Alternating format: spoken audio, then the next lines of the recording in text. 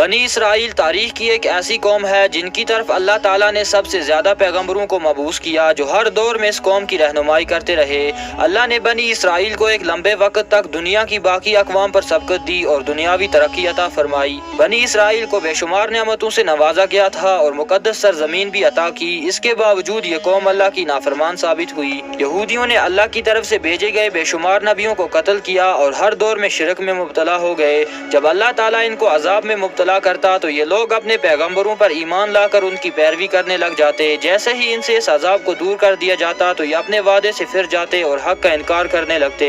قرآن مجید میں بنی اسرائیل کی نافرمانی کے کئی واقعات موجود ہیں، جن میں ایک قابل ذکر واقعہ سامری جادوگر کا واقعہ ہے، جس نے بنی اسرائیل کو حق کے راستے سے بھٹکا کر انہیں ایک بچڑے کی پوجا میں لگا دیا تھا۔ روایتوں کے مطابق سامری کا اصل نام موسیٰ ابن ظفر تھا۔ سامری جس سال پیدا ہوا اس سال فرعون نے بچوں کو قتل کرنے کا حکم جاری کیا تھا۔ جب سامری کی ماں کو یہ خطرہ محسوس ہوا کہ فرعون کے سپاہی اس بچے کو قتل کر دیں گے تو اس نے اپنے بچے کو دور جنگل کے غار میں رکھ دیا اور اوپر سے پتھر کے ذریعے غار کو بند کر دیا۔ ادھر اللہ تعالیٰ نے اپنے فرشتے جبرائیل علیہ السلام کو اس بچے کی حفاظت اور غذا دینے پر مامور کر دیا، لہٰذا جبرائیل علیہ السلام اس غار میں آتے اور اپنی انگلی اس بچے کو چٹا دیتے، جس سے دودھ اور شہد جاری ہو جاتا۔ اس طرح حضرت جبرائیل علیہ السلام نے اس کو اپنی انگلی سے دودھ پلا کر پالا اور اسی غار میں وہ پل کر بڑا ہو گیا۔ اس کا نام بھی موسیٰ تھا اور دوسری طرف موسیٰ علیہ السلام کا نام بھی موسیٰ تھا۔ ایک طرف موسیٰ سامری کو حضرت جبرائیل علیہ السلام نے پالا تھا اور دوسری طرف موسیٰ علیہ السلام کی پرورش فرعون کے گھر میں ہوئی تھی،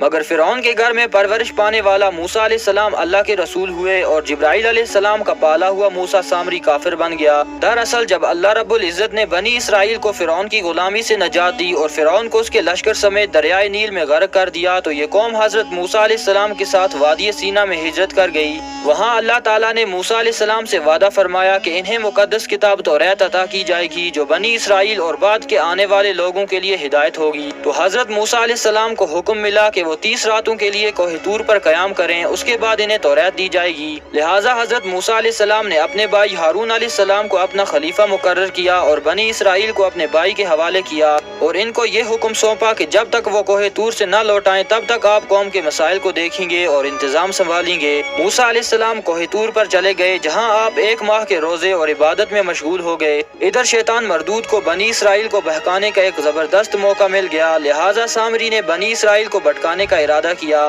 سامری بھی مصر سے بنی اسرائیل کے ساتھ ہجرت کر کے آیا تھا۔ جب موسیٰ علیہ السلام کو واپس آنے میں تاخیر ہوئی اور 30 دن سے بھی زیادہ ہو گئے تو سامری نے بنی اسرائیل میں یہ افواہ پھیلا دی کہ موسیٰ علیہ السلام کی موت ہو گئی ہے۔ اس نے بنی اسرائیل سے کہا کہ تم لوگ اپنے سونے چاندی کے زیورات میرے پاس رکھ دو تاکہ آگے سفر میں یہ قیمتی سامان کہیں کھو نہ جائیں۔ چونکہ وہ ایک معزز شخص مانا جاتا تھا اس لیے بنی اسرائیل نے تمام سونے چاندی کے سامان اس کے حوالے کر دیے۔ اس نے آگ کی ایک بھٹی بنائی، پورا سونا چاندی اس میں ڈال دیا، دیکھتے ہی دیکھتے سونا چاندی پگھلنے لگا اور اس آگ سے ایک بچڑے کی شکل کا ایک مورتی نکلا۔ سامری کے پاس اس جگہ کی مٹی تھی جس جگہ جبرائیل علیہ السلام کے گھوڑے نے قدم رکھا تھا۔ اس نے جیسے ہی وہ مٹی اس بے جان بچڑے میں ڈالی تو وہ گائے کی طرح آواز نکالنے لگا۔ سامری نے بنی اسرائیل سے کہا موسیٰ علیہ السلام تو اپنے خدا کی تلاش میں گئے ہیں، جبکہ خدا خود ہمارے پاس تشریف لے آئے۔ سامری نے بچڑے کی طرف اشارہ کر کے کہا یہی خدا ہے۔ سامری کی اس گمراہ کن تقریر سے بنی اسرائیل کو اس بچڑے کے خدا ہونے پر یقین آ گیا تو انہوں نے اس کی پوجا شروع کر دی اور اس کے سامنے سجدہ کرنے لگے۔ 12,000 آدمیوں کے سوا ساری قوم نے اس بچڑے کی پوجا شروع کر دی۔ جب موسیٰ علیہ السلام کوہ طور سے واپس لوٹے تو قوم کی حالت کو دیکھ کر غضبناک ہو گئے اور اپنے بھائی ہارون کی داڑھی کو پکڑ کر کہا میں نے تمہیں اس قوم کی ذمہ داری دی تھی، پھر یہ شرک کیسے ہو گیا؟